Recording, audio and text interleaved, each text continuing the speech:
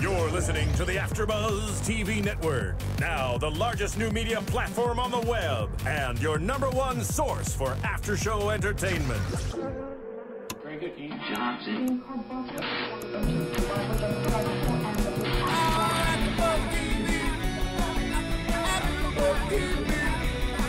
From the AFTERBUZZ Studios in Los Angeles, California, and streaming live on Ustream, this is AFTERBUZZ TV for Teen Mom. We'll break down tonight's episode and get you all the latest Teen Mom news and gossip. If you'd like to buzz in on tonight's show, you can buzz us at 424-256-1729. That's 424-256-1729. And now, picking up where the show leaves off, and the buzz continues. It's AFTERBUZZ TV for Teen Mom. Hello, everyone. Well, because it was the finale last night, I figured why don't I fly in so I can host in studio with Ed? Yep, I think it's worth it. It's worth it. It was worth it. It was a pretty juicy episode, so maybe the flight was worth it. Yeah, and it was longer too. Am I wrong? It was longer.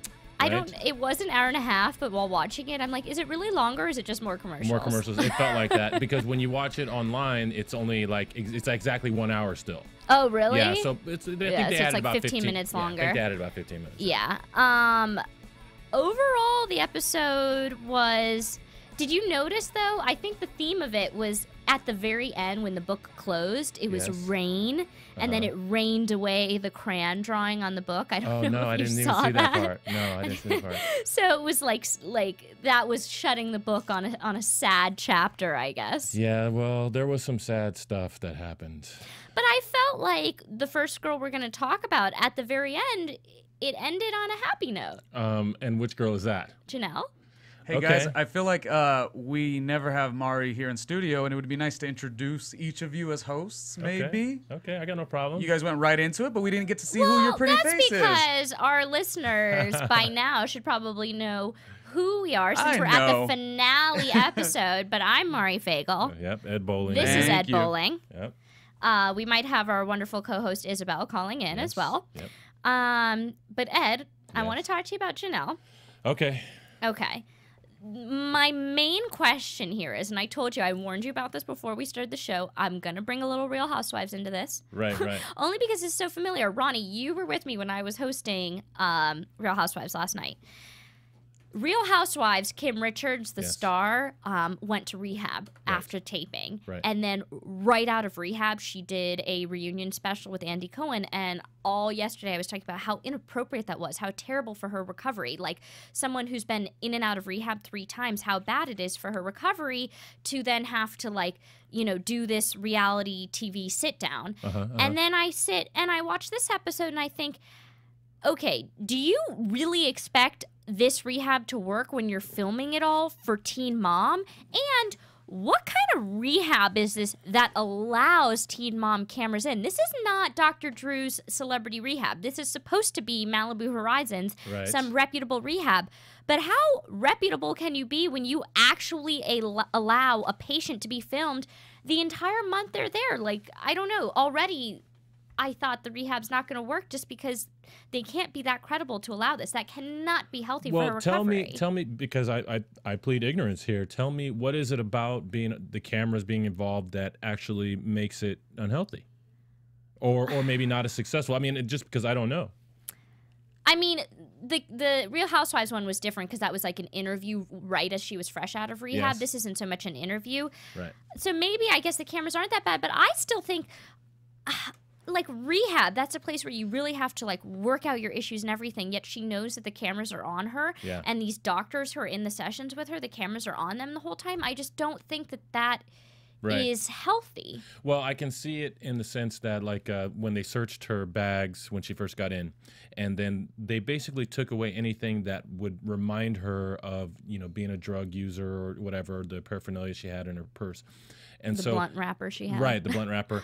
And so, maybe in that sense, it didn't really allow her to totally leave everything behind, because, okay, here are these cameras. And really, all of her major ups and downs have been on camera. You know, she's been in the news since she was 16 and pregnant. And so it's like, well, you got rid of the blunt wrapper, but you didn't get rid of one of the main sources of her stress, which is like this whole exposure thing, I'll bet. So, you know, I can definitely see how she needed to escape everything. And it's not even so much that, but it's what rehab is comfortable with having MTV cameras film the patient. I don't know. But they did it. And they were in there. You know what? I guess it looked maybe worse than it was because maybe what we saw was just, you know, a few minutes of her time. Maybe the cameras weren't allowed in for the majority of the time. You know, I don't know. But they were allowed in the beginning, yes. in the 2-week period, and in the end. Yeah. And in the first interviews that she had with when she met these people, which is it's pretty important stuff. So, yeah, I hear you on that. Now, were you surprised by the possible bipolar diagnosis? Well, actually, I wasn't surprised about that. What I was surprised about was the thing that we were all surprised about, that, okay, first of all, that she has a brother. Yeah. Okay, we didn't know that. And then she said, well, my brother's got bipolar and schizophrenia. Yeah. And I'm thinking, okay, duh, then you should be aware that you might be crazy like that too. You know, not didn't mean the crazy offensive, but you know, hello, that should have been like on your mind a long time ago. And the mom, when they had the conversation, the mom goes, yeah, I always thought that maybe you had something like that because of how you acted.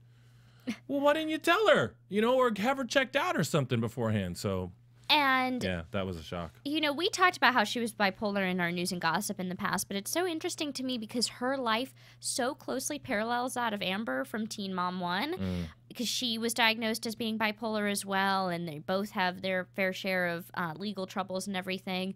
But honestly, to be smoking pot every single day for 6 years and to be bipolar, I mean, even when and I know we'll talk about this because you don't agree with this, when he gave her the medication for anxiety and for being bipolar, he said, don't smoke on this, don't drink on this, because if you do, it's going to worsen your effects of being bipolar. Well, yeah, he said it'll make the medication will be less effective. Yeah. If you use drugs too, which, you know, I kind of felt like he was saying that just as a scare tactic, but you know, it might work. But what do you think of the fact that they took away pot but then put her on an anti-anxiety medication? Yeah, they it was a little bit hypocritical, I think, right? Because their issue was, she said, you have been self-medicating yourself when you have stressful and you haven't been using healthy coping strategies, right? So, you know, I get it. Now they're going to try to help her, teach her healthy coping strategies, but at the same time, they're going to give her something to take the edge off. Yeah. And, you know. Yeah, they said by self-medicating, you're numbing your feelings. Yes. And to me, an anti-anxiety, is that not also, maybe not numbing, but... Well, I think that, I mean, we don't know what medication she got, but when I watched her talking after they gave her the meds, you know, she seemed kind of mellow, you know, and so I think it's probably something that just takes the edge off, relaxes you a little bit, so you're not stressed out. What I thought was really funny, which, I mean, we didn't talk about it, but she shows up and she's got like this colorful sweater on. Yeah. And, you know, she shows up and it's nighttime and they bring her in, they search her and all that stuff. She goes to bed with all of her clothes on. Okay, and when she wakes up, you know, she's there because next day I see her, she's got that sweater on. And she wore that sweater like the next day. And I noticed, and I mean, I know there's cameras, so she's not going to like get naked in front of her camera and be in underwear, but she constantly was waking up out of bed with all of her clothes on. So do we know, is that what they do? Do they, you know, they say, hey, we're going to come in and we're going to film the wake up scene, so get dressed and get into bed. I mean, is that... The only time I thought about that was when Chelsea, and we'll talk about this, took her GED test, and they were like 2 hours later, and then they shot her coming out. And I'm like, did they stand at the door for 2 hours, or did she call and say, hey, I'm done with my test, I'm about to walk out, you should come? Yeah, I think that's when the camera guys went on lunch or something. Yeah. But and we talked about this, I want to know what our listeners think too. I don't know if you picked up on this. Jenelle said, I have been smoking every day for 6 years. Yes. Well, 6 years, that would include the 9 months she was pregnant with Jace. Right. I hate to say it. Was she really smoking pot every day or at all when she was pregnant with him? Well, I mean, I guess we don't know, but we think that's highly possible. She said she smoked every day. You know, it's different than cigarettes. You know, it doesn't have the same harmful effect on your lungs. Maybe it doesn't have the same harmful effect on a fetus. I don't know. I haven't actually looked that up. But she said when she was first being interviewed by the doctor at the treatment facility, she said, you know, I don't have a problem smoking pot. I don't have any problem with it. It's because I'm not allowed to is the problem. Is what she said. And so I thought, well, yeah, I mean, you know. No, but that's a true sign of an addict, is someone who can't admit their problem. She's like, my problem is that I can't smoke, not that like I realize that I shouldn't be smoking every day. Yeah, she just said I don't have a problem with it. Yeah. So. But what also made me lose credibility in this Malibu Horizons is the fact that they even gave her phone and computer back after 2 weeks. I understand she was isolated and depressed and bored, but guess what? The second they gave her phone back, she had a conversation with Kiefer. Now, the conversation with her mom was monitored. Yeah. The doctor was there while she was having the conversation with the mom, and that's healthy. That's normal. But she had this conversation with Kiefer. She turns on her phone. She has all these texts and voicemails saying he wants to get back together with her, and then she calls him and he says he's upset she doesn't want to get back together. He said, fine, then I'll just move on and find someone else. Like, that's terrible for her recovery. Horrible. It is horrible. And the fact that, you know, it doesn't matter that her phone was off for the 2 weeks, because it's the same as if it was on and she was reading them, because all the messages were there, the voicemails were there. So she had to hear 2 weeks worth of, you know, all that. And then, he is the worst person for her to talk to. And he just totally is selfish with her on the phone. It's like, you know, tries to pull her right back into the same old dynamic, the horrible dynamic that they were in, the destructive cycle that they were in. And, you know, I think she felt the sting of it, but she didn't get pulled in all the way. You know, she just, even after she hung up the phone, she was like, fine, you know, move on. Yeah, no, she was calm with it, but if she had, first of all, I think the phones and the computer should have been off the entire stay, and if she were to talk to Kiefer, it should have been monitored. Oh, yeah. Just like it was with the mom. But I want to ask you about the monitored conversation with the mom. Yeah. I thought that the doctor handled it very well, and the doctor was like, okay, clearly this idea of your mom having custody of Jace and your mom being there for Jace and Jace needing your mom and not you is a sensitive topic. So what did you think of Barbara saying in their conversation, well, but Jace is so attached to me. He's attached to me, and that's what set Janelle off. I'm glad that the doctor said something to Barbara, like, you need to be sensitive to this. You need to be careful. Because I've said this before. Sometimes I think that her mom drives her crazy. And, like, yes, Janelle has done her fair share of bad things. Yeah. The mom has, too. And I have not been Barbara's biggest fan this season. Yeah. Because she knows what buttons to push. It's almost like, you know, little siblings who, like, you say it, you know it's going to hurt the person, but you say it anyways. Yes, yes. Like, she knows what buttons to push. She knows it's a sensitive topic, but she says it anyways. I mean, I don't know. What did you think of her saying? Like, he's attached to me. Well, it's exactly what you said. With the mom, with Barbara, there's always a dig. She always is a little dig, and then she'll cover it after by saying, but you know what? I miss you, and you're my daughter, and I want you around and all this stuff. But your life was on a road to destruction, you know, or I always knew there was something wrong with you by the way you acted. Yeah. You know, to say that stuff, it's a dig. And I think the mom she's got a lot of things going on. She also needs sort of rehab in a sense on how to communicate, I think, you know, in a more healthy fashion. But there's a combination of things. She is bitter, bitter, bitter. And she's going to do her job as a grandma and fill in where Janelle doesn't, and she's going to do it as long as she has to. But she's not going to do it without letting everybody know, I'm doing this and I didn't ask to do it. And, you know, and I didn't volunteer for this to happen. You got pregnant, but that's my grandson, and I'm going to do it. I'm going to take care of him. Because that's what I think she was going after because one of the things that triggered Janelle was when she said, well, since he's been born, I've been the sole caregiver. Yeah.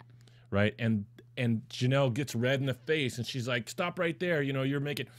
And you know what? It's good that Janelle is at least calling out what it is that's triggering her.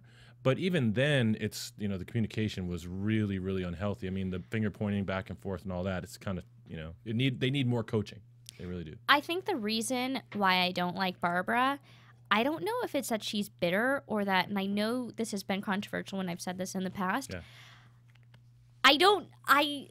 I think she likes that she is Jace's sole caretaker, and I think that she looks as Jace as her second chance at motherhood and her chance at getting it right. I've said this before. Yes. I still feel that way. Like, I think that even if Jenelle was a perfect mother, like, she would still... I swear, I feel like she looks at Jace as her second chance as being at getting it right. I would say there's probably moments of that for her. But then I think there's an equal amount of moments where she's realizing, like, because it's harder for her this time. If she's older and she's got the child at this age, so it's got to be physically wearing down on her. And I think those are the times, and mentally too, those are times when she really, breaks out into, abusive, destructive, combative sort of actions and language and stuff.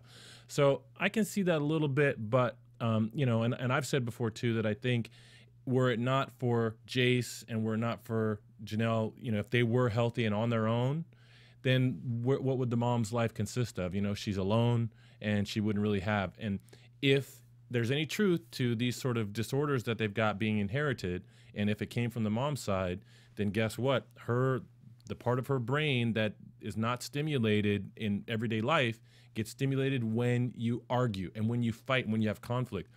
The therapist said on the phone, she actually laughed out loud. She chuckled and she said, "Oh my God, you guys, that's the way you show love, through anger and through arguing."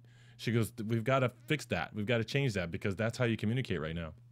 So the mom may need as much instruction and help as Jenelle, in some ways. Maybe not medication, but in other things, communication. And I don't think a 1-month rehab in Malibu is going to solve all your problems. That one conversation with the mom while the therapist is there isn't going to fix a relationship. They're going to need to continue to work on it in therapy.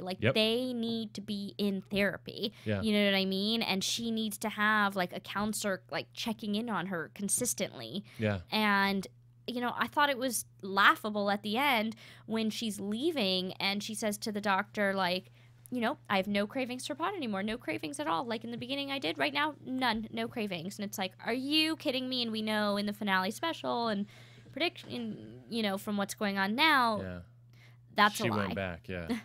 Yeah, it's not, my understanding is that it's not that type of drug. Like they were acting like, well, because there was no THC in her urine in the drug test, then, okay, cool. Now you're no longer dependent on the drug.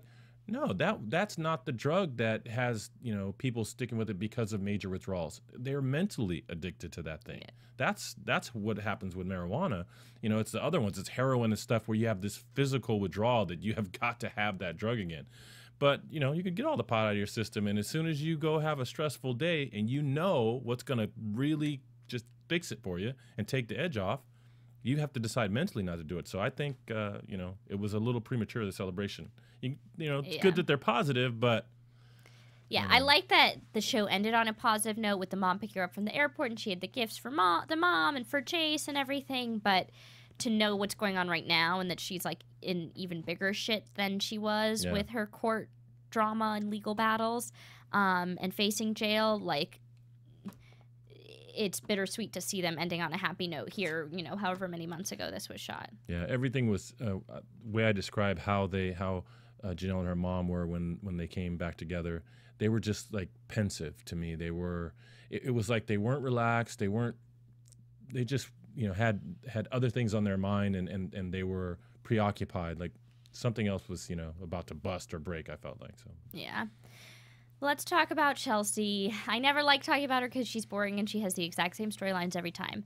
Adam and getting her GED. Exact same storylines every single time. Oh, well, and don't forget, having to pay daddy and the money and job and stuff like that. But, yeah, I wrote in big letters, she's Adam sick again. Yeah. And you know what?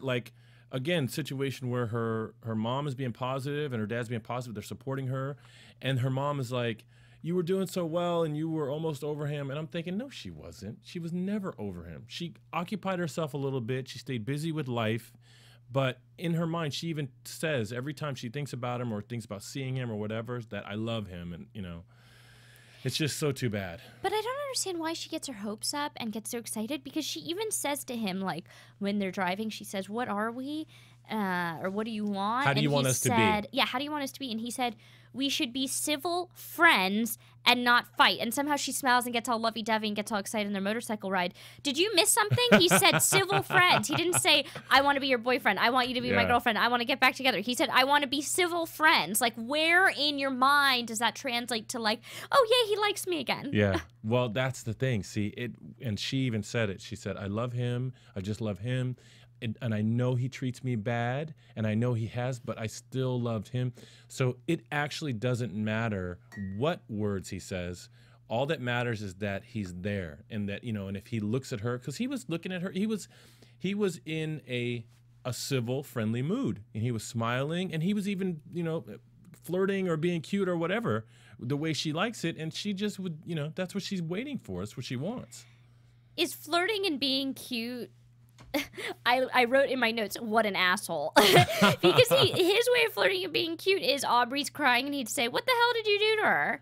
Like, right. Oh, he drives me insane. Yeah, no. That stuff I don't like. But the part like when he looks at her and he says, you know, he's there to pick up Aubrey, and he changes the plan and says, hey, you know, I'm just going to my house. Do you want to come with us? No. You know, that's, if he's not interested in her, then that's a boundary that should not be crossed. And I personally think that he's the one that needs to set boundaries, because she's not going to do it. She hasn't yet. She's going to continue to let him walk in and walk out. And if he doesn't want to be with her, he likes not setting boundaries because that's how he has control over her. Yep. Is he always keeps her guessing. And she allows it. And like at the end, it's like, oh, why didn't you get on my motorcycle? And like the finale ended with them like driving on the back of the motorcycle together, which first of all, that was without helmets, which I know that pissed me off. Right. But the two of them, I'm so sick of the two of them. And if there is another season of Teen Mom 2, I mean, I know Chelsea's going to have to be on it again, but Chelsea, like, get a new storyline, get a new guy. I'm so sick of this storyline. Yeah, well. And seriously, Chelsea, if there's another season of Teen Mom 2, please finish all 5 parts of your GED. I'm very proud of you that you finished one part, but we've been talking about this all season long. You better be in beauty school by the time we watch you again, because I've heard you talk about it for too long. Now, where's Isabel? Isabel, she told me that we know from the show that Chelsea's already taken all the tests, not in the news, but from the show. And I was fighting with Isabel saying, no, we didn't. She just took one section of it. So did she take all the sections and she's waiting for the results? Or does she still have to take the other sections? At this point in the taping, she only took the writing one, and she just barely passed. I don't want to be like so mean to her, but... Well, yeah, 450 or whatever, she got 560. What's the maximum? Do we know? I don't know, but if it's anything like SATs, that can't be good. Yeah, maybe not. If it's 1,000, yeah. Yeah. But yeah. Anything else we have to say about Chelsea? Well, I would say that you know, I did. I don't know. I don't want to say I identified or I felt her pain, but like I really saw how pitiful the situation was when he was coming over and she would be, you know, getting her hair done, and he would, you know, she would hear his motorcycle or his truck, and then she would be like giddy that he's there, and at that point she hadn't even seen him or whatever, and it's like, this is still the guy that's treated you so bad, and her reaction when she saw him at the truck show was just, it's so powerful for her, you know, to where she's just hopeless. Like she sees him at the side of him, she has to compose herself, and because she's crying. Yeah, she's hopelessly, you know, surrendering her feelings and emotions to this guy, and it's just self-destructive. I'm only laughing because Phil was like, "Are you gonna dance tonight?" Because I sang in yesterday's after show, and I don't want to sing again. But it's like when you sing that, it's like she's like hopelessly devoted to you. She's like so Grease, like the beauty school dropout, and she's hopelessly devoted to him. Yes, anyways, except John Travolta is way better than Adam. Well, yeah, he's been married for a long time, so he's stuck with this girl. Yeah. Okay. I don't want to talk about Kailyn in this light that I have to talk about her in, because like she started off the season so strong and I loved her so much. I was like, she is so mature. Yes. She's the best out of all the girls. She's the best. She has a great head on her shoulders. Yes. Like, I so respect her. Yeah. And then slowly, little by little, I was like, ooh, no. And this episode, I lost a lot of respect for her. But then I ended up just feeling bad for her. But I lost a lot of respect for her because she cheated with Joe, which, first of all, I wasn't sure what exactly happened because she tells her friend, she's like, Right. It went too far. It went all I'm farther. going to say is it went too far. Right. So I wrote, thoughts? Did they sleep together? And I thought this was going to be a special segment we'd discuss. And then like 2 minutes later, Joe comes out with it. He's like, oh yeah, we had sex in the shower. Yep. Hey guys, I think you got a phone call. It may even be your co-host. So let's grab Okay, this let's call see who right it quick and is. see who is wanting to talk with the Teen Mom crew. Caller, is this Isabel? No, it's Patty. Oh, Patty. All right, Patty. I'm you know sorry Patty? to Yeah, disappoint. Patty who tweets me the great tweets that I share. Well, I'm glad that I got you on the line. Okay, Patty, we're talking about Kailyn. We're talking about Joe and Jordan and the messy, messy love triangle. I want to get your thoughts first, and then we'll get into ours. What do you think about Kailyn cheating with Joe? So messy. I'm not surprised because I'm not a fan of her, and I think that she's always sneaky, so I wasn't really surprised she did that. And I think she got what she deserved. She had the conversation with Joe after the damage was done. She should have had that conversation before. So what can you do? I don't think she's always sneaky, though. I don't like her here because the problem was she did it with Joe, and then when she told Jordan, that's when I saw a side of her I really despised. Which was? She was selfish. She just tells him that she slept with her ex-boyfriend, and she doesn't even say, like, hey, I'm sorry. I just cheated on you. All she says is, well, put yourself in my shoes. Yeah, like, put yourself in my shoes. It's like, how selfish are you? You just cheated, and you just really hurt this guy, and you're trying to tell him, well, you got to see it from my side. Like, this is the father of my child. No, he doesn't have to see it from your side. You just really, really hurt him. And he says, at least look like you care. Right. And I'm like, Jordan, you're right. Yeah, she doesn't even look like she cares. Like, she doesn't even apologize. So, Patty, I want to get your opinion after Ed. Yeah. I don't know. What did you think of Kailyn here? I mean, no one can defend her here. Well, to me, what she is she is a realist, okay, and she looks at things. I do think she's mature. I think she's done a lot of good things, but she admitted to her friend. I mean, she never like denies what she does. She takes responsibility for it in a sense, meaning she said, I went back to my old ways. You know, I gave in to how I felt. I mean, she knows that it's not the best decision to do, but she knows that she chose to go with her feelings. So that's where I sort of respect her. But I think that what this shows is that the thing she had with Jordan was never really a big deal to her. Yeah. It was never really a big deal. He was just It there. couldn't have been if she showed him that little respect when he ended it, or when she ended it. Yep. I don't think she actually cares that he's gone. I think she's parts of her are a nice person, and so she's not happy that he got hurt.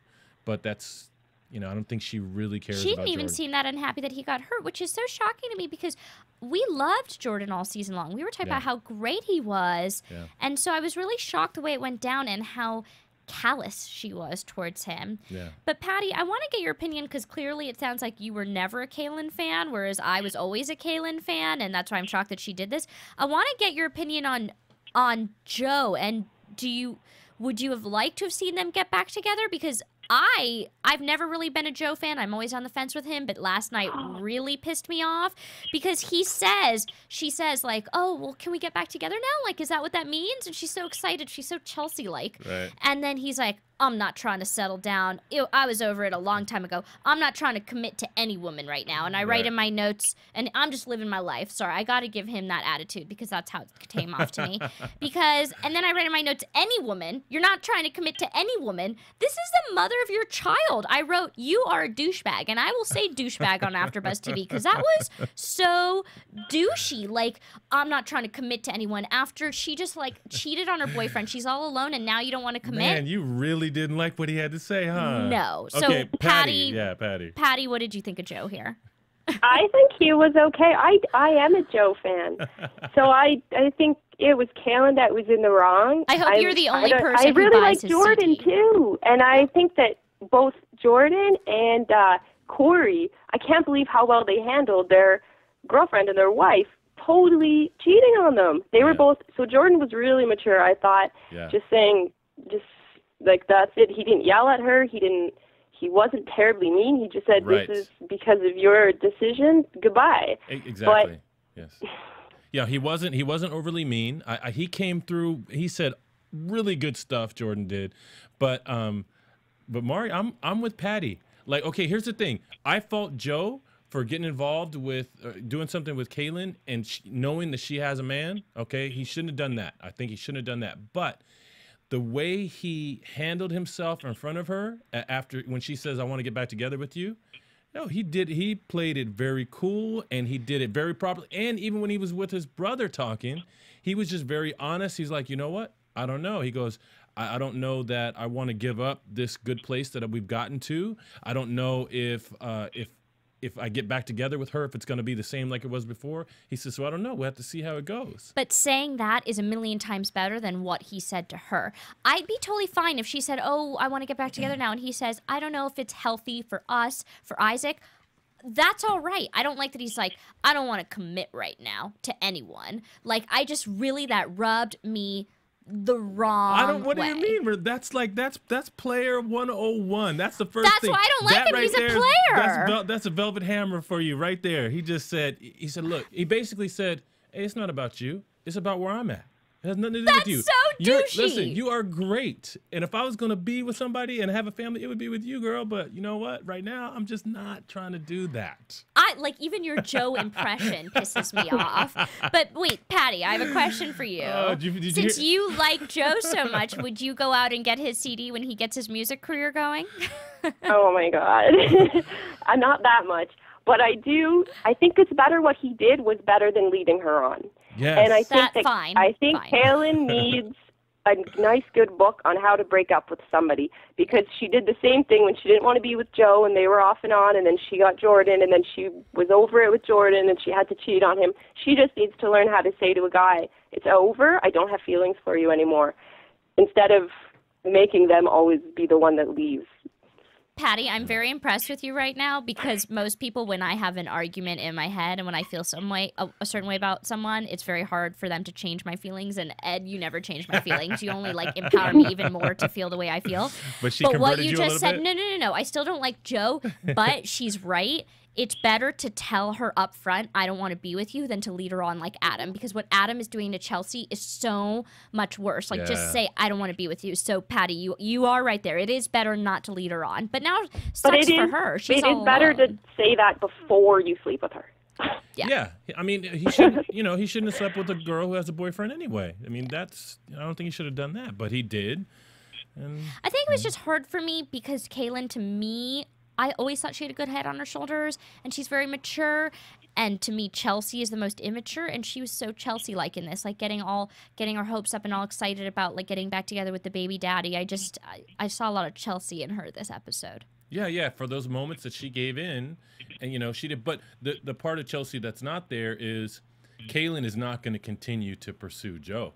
She, he said no. She's going to be sad. She's going to move on. She's moving on. I hope so. Yeah. She's not going to try to, And Patty, you mentioned Corey, and I want to get into Leah and Corey, but now that we're talking about Chelsea, where do you stand? Because Ed, you're you don't hate Chelsea, but you don't love her. You're on the fence. I hate Chelsea. Right. Patty, what do you think of Chelsea? I think Chelsea is boring, but I love her parents. I would watch a show about her dad and her mom because they are so funny. They always have witty comments to her. I think that they make her whole segment of the show better. They're the smartest people on that show. They're so nice to her. They're the opposite of the other parents, like Janelle's mom. So Chelsea bores me, and I could do without her, but I love her parents.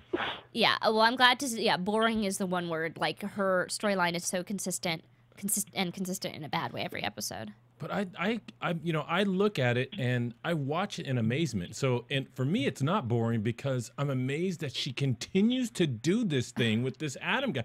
I'm just so in awe of it. I'm thinking, oh my gosh, she's going to do it again. She's going to do it again. She's going to say, I love him and I want to be with him. Are you surprised? Well, do you come into every episode thinking, okay, this is going to be the episode where Chelsea is going to get over Adam? Are you surprised? No, it's not surprise. It is awe. I am in awe awe of it going, oh my gosh, she's going to do it. So it's not a surprise, but it is entertaining to me to watch her just do the things that she does, even though he is telling her in every way, dude, move on. I'll be your friend. We got to raise a kid, but that's it, you know? And his little signals that he sends that are conflicting, she makes those be the, you know, the communication she hears. So, yeah. So I want to get into Leah and Corey, and I want to get both your opinions on this, only because normally with a divorce or a fight like this, or season long with Leah and Corey, I've taken one side or the other, and I've mostly taken Leah's side, except for when the cheating came out. But I don't know. In last night's episode, it wasn't like, oh, Leah's in the wrong, or oh, Corey's in the wrong. It was just an overall sad situation to me, just sad on both ends. Her moving out, him being left alone, them having to go through the lawyers just to set up, like, the kids, taking off their rings, the whole thing. But, like, I didn't feel like there was onus on one or the other. I feel like they... I don't blame Leah for... I don't want to say I don't blame her for cheating, but I don't hate her for cheating. And I don't hate her for... And I don't blame her for filing for divorce. I think she cheated, and her friend even said this. She cheated because, like, there were long-stemming issues before. Like, I don't really care that she cheated so much. That was one of her ways of trying to sabotage things, right? But... or that was one of her ways. Like, obviously the marriage wasn't working for so many different reasons. I think they were forcing it because of the kids, and she cheated. Patty, I have a feeling, just the way you were talking before, like, do you really fault Leah for cheating? Like, do you feel bad? I mean, I feel bad for Corey, but, like, is there one person you dislike in this situation more than the other?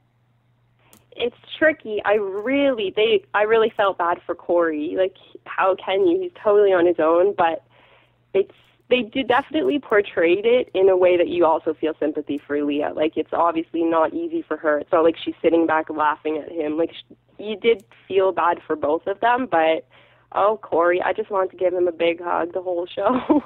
But do you guys forget that just a couple episodes ago, like, he was so adamant on the fact that he didn't want to move into the trailer and wasn't trying to work with her at all or listen to her at all? Like... Yeah, but that's small potatoes, man. I mean, that's small stuff. And, you know, they were making big decisions and they just were disagreeing on stuff. And he happened to, you know, decide to be stubborn on those things. But that doesn't make him a person of questionable character. No. What she did makes her a person of questionable character, in my opinion. I don't know why I'm giving her a free pass on this. Like... Yeah, I kind of am, though. I understand why it happened. No, I don't give her any free passes. I think that she's and she doesn't want to be seen as a person of poor character, but I think she is that, and I think that she, the whole time, why was she able to file for divorce and do it and say, yep, go ahead? Because she doesn't want to be married to Corey. She hasn't for a long time. She wants family, and she has, I think, in her mind and in her, she's been socialized to think that, okay, this is how things are supposed to be. What she's sad about when she takes off her ring is not that Corey is going away, but that her family, her unit, the you know, the nuclear family is going away, and that she's going to have to be the statistic like everybody else that's divorced and all that. So to me, she likes Corey. She wished things could have worked. She wished she could have, you know, had more chemistry with him, and that he met her needs, but he didn't. And so I think that she, across the board, has been just slowly trying to sabotage it, subconsciously trying to sabotage the whole relationship in the marriage. I don't blame her for... I don't think she was trying to sabotage it. I don't think they should have ever gotten married in the first place. I think they were forcing it because of the kids. Yep. Like, I mean, you can't forget that she got pregnant pretty fast into their relationship too. So like, what was it, 3 weeks or 3 months or something? So, or I know that they were like celebrating their year anniversary after the kids were already born. Wow. I know that. Okay. So, it's like with Kailyn, I lost a lot of respect for her in this episode in a very similar circumstance where she cheated. Yeah. And because I normally respected Kailyn, I didn't lose that respect for Leah here. If anything, I had more respect for her in this episode because she's going through such a tough thing. And I know Corey is too. But like, God, between the medical issues and having to deal with the lawyers and the moving out, I just felt so bad for her. And I have respect for the way she, like, handled herself here. But Patty, what do you... Well, yeah. I think that even though the situation with the truck was an episode before Corey confronted Leah about cheating, I think he may have already known. Like, he may have heard the rumors and didn't want to believe it, and maybe that's why he was kind of pushing her buttons about the truck thing. And only later, what we saw as another episode, did he actually say, "Is this true?"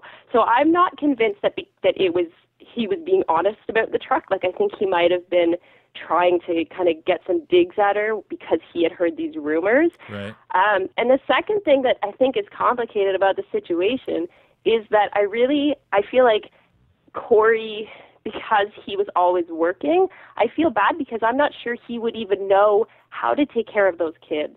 So as much as he wants to be with them, and I feel like, yeah, he should have them for the weekends or he should have them half the time, he doesn't, like, I don't think he's prepared to take care of them on his own. And that almost makes it sadder for why I feel more sad for him, because he's losing his wife and he's losing his kids, and he didn't do anything. But he has his parents. I think his parents are going to be pretty heavily involved. Well, yeah, and he can walk to his mom's house. It's right across the field or whatever. That's where he went to go get the kids. He walked to get them when it was time to pick them up.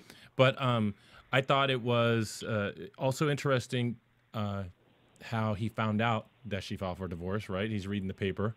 And he sees that it was filed, it's public notice. I know. I was shocked by that because I thought, like, did she never let him know?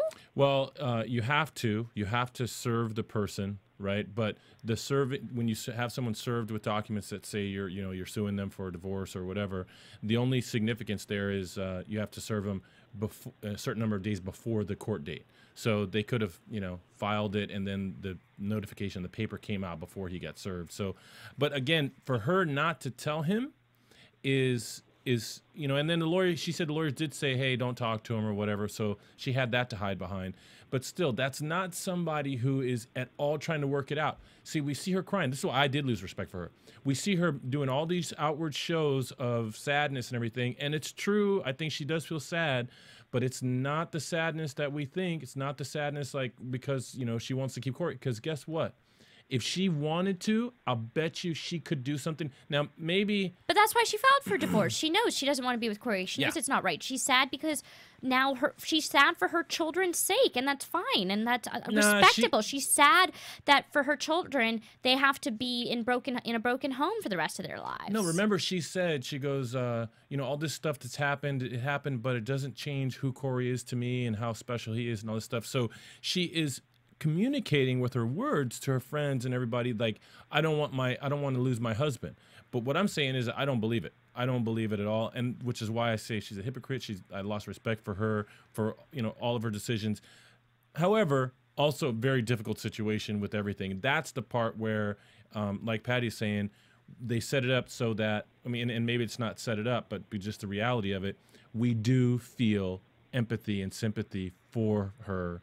Because she's got the medical issues, she's struggling with money, all the stuff she has to go through. You can't take away the fact that is really tough. That's hard. Yeah, very much so.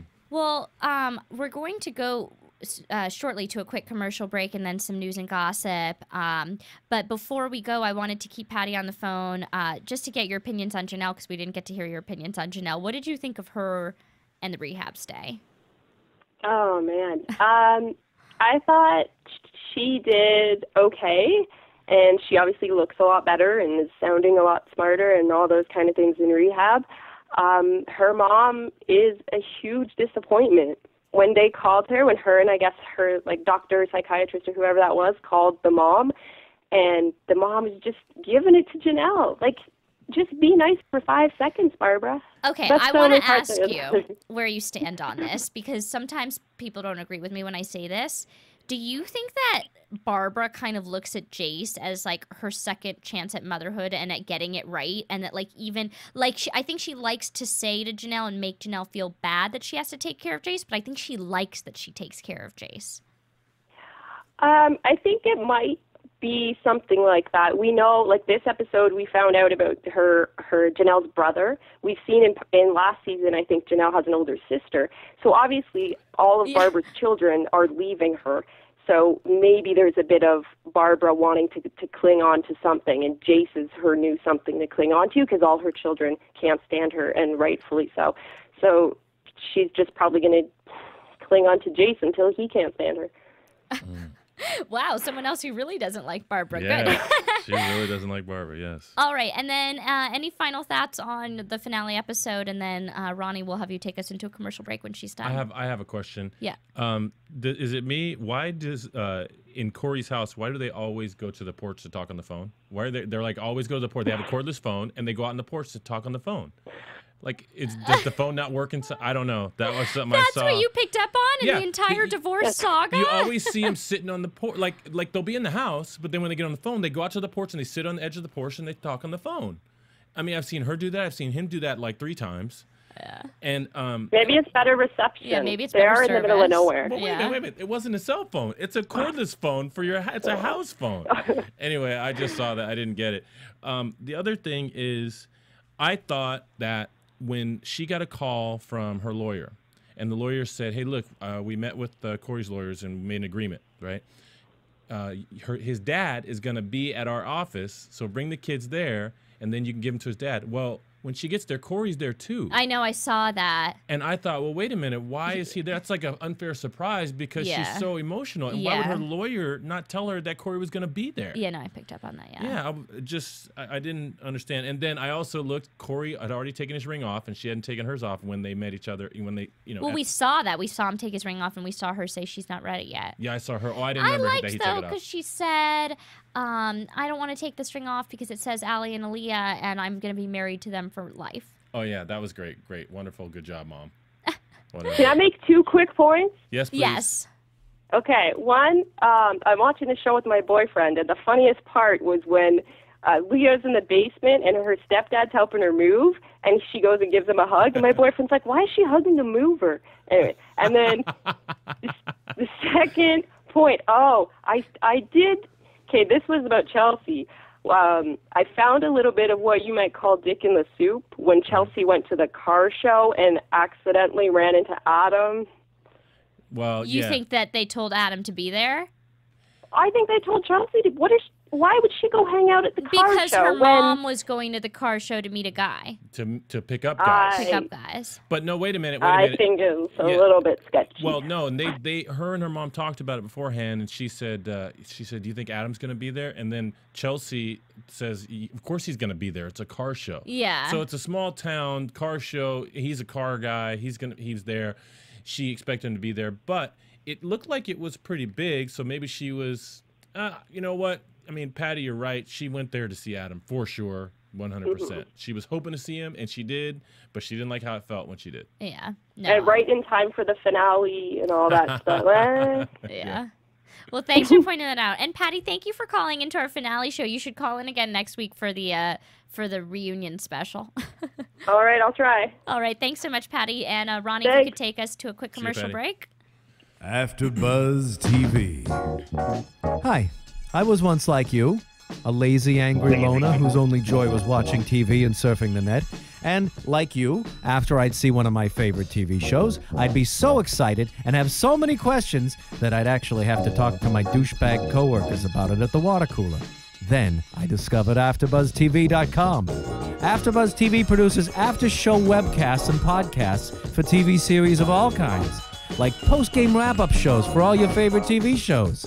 AfterBuzz TV hosts are industry insiders who break down episodes of shows, take calls from fans, and interview cast and crew from each series, with over 60 different after shows, from Boardwalk Empire to American Idol to Vampire Diaries to Real Housewives, and more. Now, after a night of TV, I can ignore my stupid coworkers, who I hate, and go straight to my desk and watch or listen to all my favorite AfterBuzz TV after shows, and have all the TV fan interaction I need. Thank you, AfterBuzz TV. AfterBuzz TV. What do you want to buzz about? AfterBuzz TV News. okay, just like Chelsea, the news and gossip for Chelsea is always kind of boring.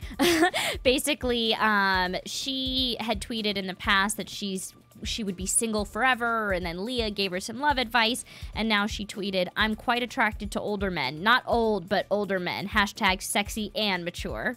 Ah, interesting. So, I don't know.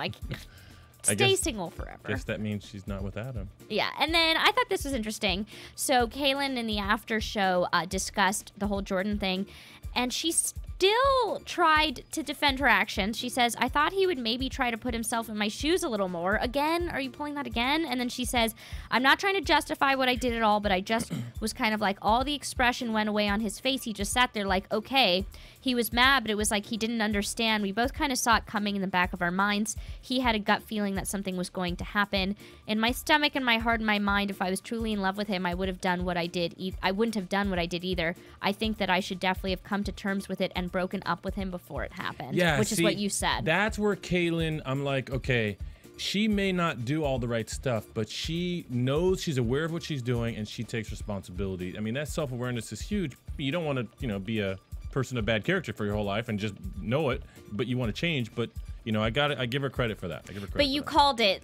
I mean, when anyone cheats, there has to be a reason why they're cheating. There has to be some it's usually the person should have broken up with them before they cheated. Leah probably should have filed for divorce before she cheated. You know what I mean? Well, yeah, not gotten married if she slept with the guy last week. But I'm saying there were already issues stemming in these relationships before they went and cheated.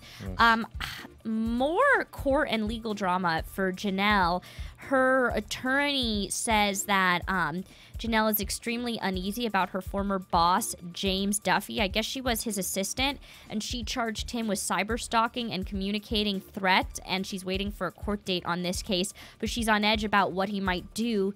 Her attorney says she's most concerned about her charges. She's feeling extremely uneasy with him. She's uncomfortable about the whole situation. Apparently, she quit when he made sexual advances towards her. Gosh, she just needs to stay away from Stop courts. Charging people. So I mean, if this is legitimate, yes. Yeah, of but course. I feel like she just walked into court, or early in the season, she walked in and charged Kiefer, and then she felt bad for charging him and tried to get him out of jail. I don't think they think about these things. I don't know.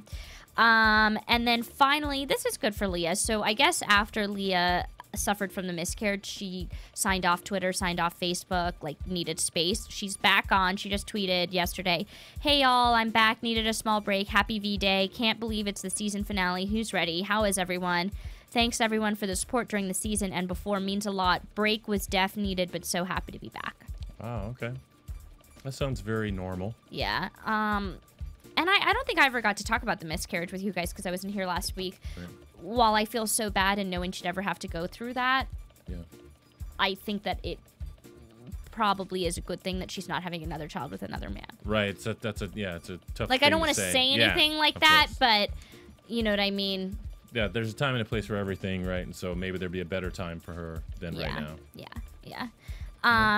All right, so that's it for our news and gossip. We don't really have predictions. We can talk about the finale special coming up and what we expect. Right. I guess you can play the predictions music because we like it so much. And now, your AfterBuzz TV predictions. I mean, I think the finale special is still going to bother me because the finale special was also shot months ago, so it still hasn't caught up to the current time. Because even when they're talking, Janelle is talking about, she failed her drug test and she's facing jail time. Well, she's facing jail time again because of communicating threats with the ex-roommate and then violating the restraining order, whatever. So I think it's still going to be annoying to be the reunion special, but not in the right time. Not current, right? And then we saw that Corey and Leah were sitting on the couch. Yeah. And, on separate ends of the couch. Right. And then him being asked, do you think you can forgive her? And him saying no. And she's, breaks down, cries, as if she wants to be with him there. When obviously that's not the case now because she's got her new man. Yeah. So that's the only thing I think would be interesting is if they do talk about their new girlfriend and boyfriend. I do want to hear that. I want to hear her talk about Jeremy, and I want to hear him talk about. Well, but I'm thinking that at that whenever the reunion special was done, that they must not have been, or at least she must not have been with her new guy, because she was still upset that he won't forgive her. I don't think it was just her being upset at the idea that he won't forgive her. I think she was she's still trying to convince herself that I want to be back together, you know? I don't think so. I think I don't think that that's why she was crying at that. I think she's just crying because she feels bad with how things ended. I don't think that she wants to get back together with him at all. Chelsea and Adam, we find out that they each hooked up with each other's friends. Oh my God. Oh, I mean, when and how? I want to hear the information on that. I want to hear the details on that, because if she did, I want to know, were you drunk? What was your excuse, Chelsea? Because she has had me convinced that she ain't doing nothing with nobody except him. She's waiting for him to come around. Yeah. You know, so if she's going to get with some other dude, that's a shock to me. Yeah. Wait, and then I have a question. So with Kailyn and Jordan and Joe are all going to be there. So the love triangle, this so reminds me of Macy and... excuse me. Whoa. Of Macy and Kyle and... oh my God, whatever Macy's guy's name is. But who walked up out of the couch? Was it Jordan walks out?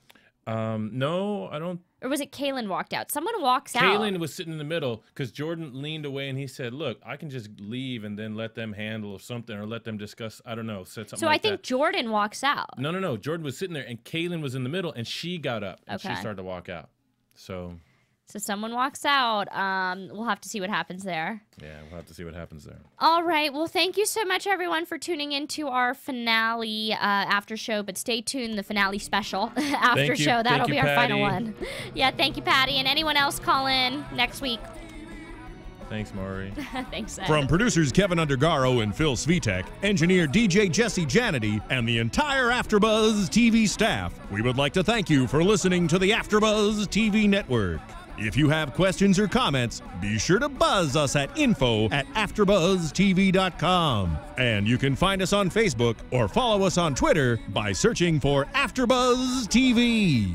Buzz you later. The views expressed herein are those of the hosts only and do not necessarily reflect the views of AfterBuzz TV or its owners or principals.